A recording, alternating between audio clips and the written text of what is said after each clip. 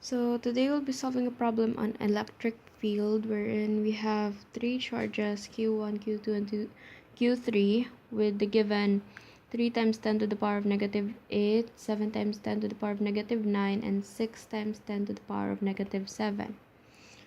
So what we will be looking for is the magnitude of the test charge that is halfway between Q1 and Q3. So since they're arranged in a triangle, using Pythagorean theorem, we will be able to find that the distance of the hypotenuse is 5 meters. So given that the test charge, this positive test charge, is halfway between Q1 and Q3, then we know that the distance between the test charge and Q3 is 2.5 because that's half of 5, and Q1 and the test charge is also 2.5.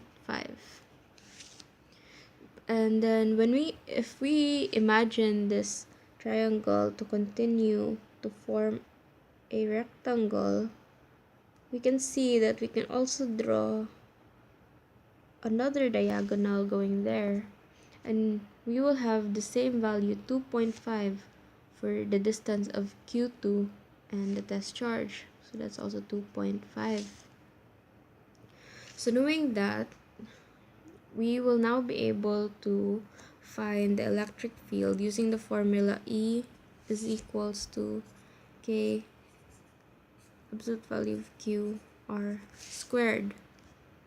So the R is 2.5, which is the distance between the test charge and the given charge.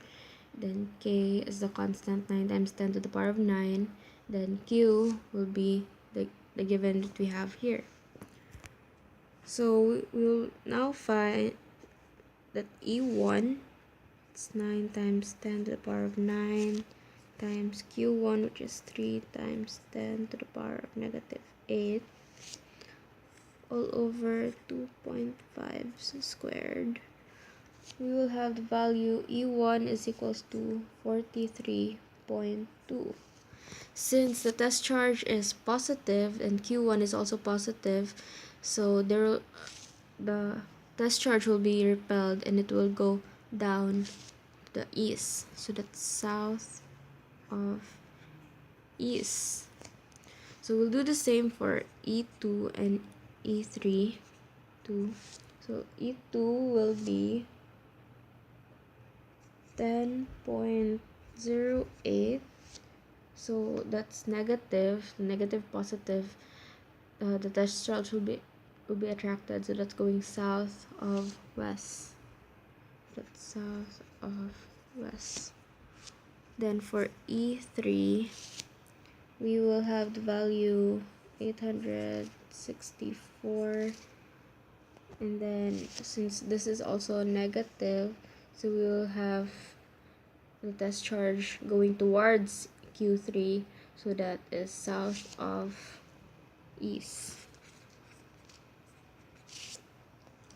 So knowing these values, we will now be able to add them all together, but before that we need to use the x and y components. So let's list it down. E1 is 43.2, E2 is 10.08, E3 is 864. So now we will look for the x and y components of these electric fields.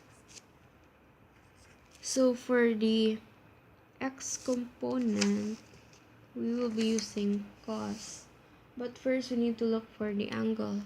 So we will be looking for this angle against the horizontal, so we can use theta is equals to tan -1, opposite, which is 3, over adjacent, which is 4.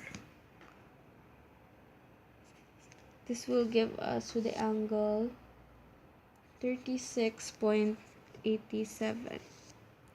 So now we'll be able to find that will be E1 times cos 36.87, which will give us the value of 34.56. Then for the y value, we will have E1 times sine 36.87, which will give us the value of 25.92. So we'll just do the same for E2 and E3. So you will have 8.06 and 6.05.